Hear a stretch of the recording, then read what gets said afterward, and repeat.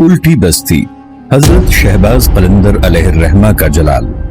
مشہور صوفی بزرگ حضرت عثمان مروندی لال شہباز قلندر رحمت اللہ علیہ کی سوستان یعنی سہون شریف میں ایک ظالم اور عیاش راجہ جیسر جی المعروف چوپٹ راجہ کی حکمرانی تھی۔ چوپٹ راجہ کے اپنی رعایا پر مظالم اتنے بڑھ گئے کہ مقولہ مشہور ہو گیا، اندھیر نگری چوپٹ راجہ۔ انہی دنوں ایک درویش سکندر بودلہ سوستان کی پہاڑیوں میں عبادت و ریاضت میں مشغول رہتے تھے۔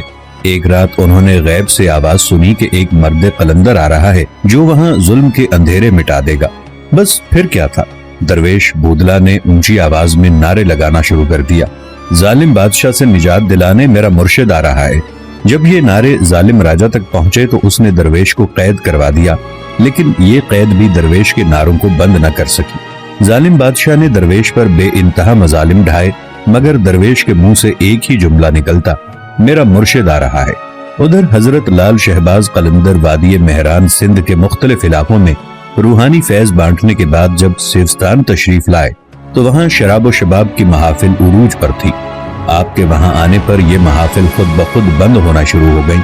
کچھ دنوں بعد وہاں کے عیاش لوگوں نے چوپٹ راجہ کو شکایت کی کہ ایک درویش کے آنے سے ان کا ناجائز کاروبار ٹھپ ہو گیا ہے۔ چوپٹ راجہ خود عیاش تھا، اس لیے اس نے کوتوال کو حکم دیا کہ درویش اور اس کے مریدوں کو اس کی ریاست سے باہر نکال دیا جائے۔ حکم ملتے ہی سپاہی روانہ ہو گئے۔ سپاہی جب آپ کے خیمے میں داخل ہونے لگے تو ان کے جسم ایک جگہ ساکت ہو گئے۔ بھرپور طاقت کے باوجود سپاہی آگے نہ بڑھ سکے۔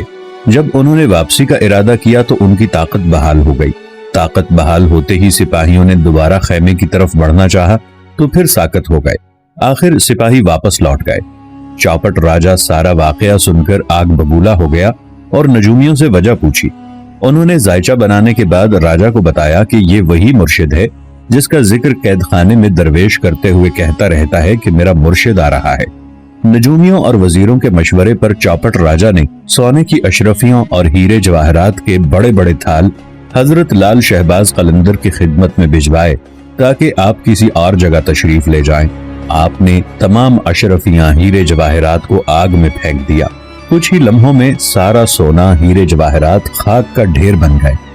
راجہ چوپٹ کا وزیر اس منظر کو دیکھ کر ہکا بکا رہ گیا اور خوفزدہ ہو کر واپس چلا گیا۔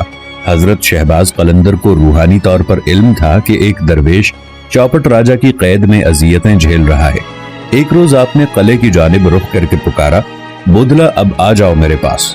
قید خانے میں درویش سکندر بودلہ جو ہر وقت پکارتے رہتے تھے کہ میرا مرشد آ رہا ہے، انہوں نے اپنے مرشد کی روحانی آواز محسوس کر لی۔ وہ خوشی سے پکارنے لگے، میرا مرشد آ گیا ہے۔ درویش بودلہ کی بیڑیاں خود بخود ٹوٹ گئیں اور قید خانے کا دروازہ کھل گیا۔ درویش بودلہ قید خانے سے نکلے اور اپنے مرشد حضرت شہباز قلندر کی خدمت میں پیش ہو گئے۔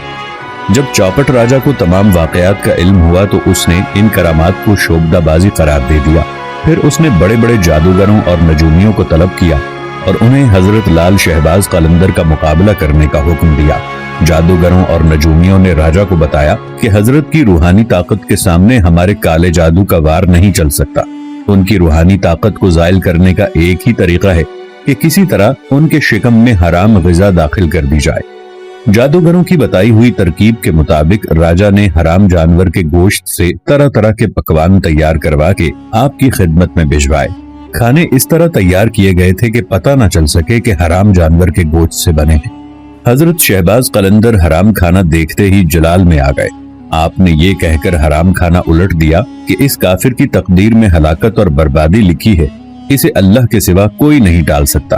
جیسے ہی آپ نے حرام کھانا الٹا، اس کے ساتھ ہی شدید زلزلہ آیا اور چوپٹ راجہ کا مضبوط قلعہ بھی الٹ ہو گیا۔ یوں سہون شریف کے عوام کو ایک ظالم اور عیاش راجہ سے نجات مل گئی۔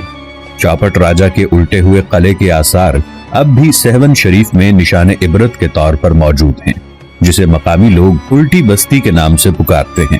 چوپٹ راجہ کا قلعہ ایک مضبوط تاریخی قلعہ تھا جس کا ذکر برطانوی فوج کے لیفٹیننٹ ولیم ایڈورڈز نے اپنی کتاب اسکیچز ان دی سینڈ میں بھی کیا ہے۔ اس قلعے کا ذکر معروف مورخ بھربل مہر چند ایڈوانی نے اپنی کتاب سندھی ہندن جی تاریخ اور سندھ کے نامور محقق اشتیاق انصاری نے اپنی کتاب سندھ جا کوٹ ائیں قلعہ میں بھی تفصیلی ذکر کیا ہے۔ سہون کا یہ تاریخی قلعہ قبل از مسیح سے موجود ہے۔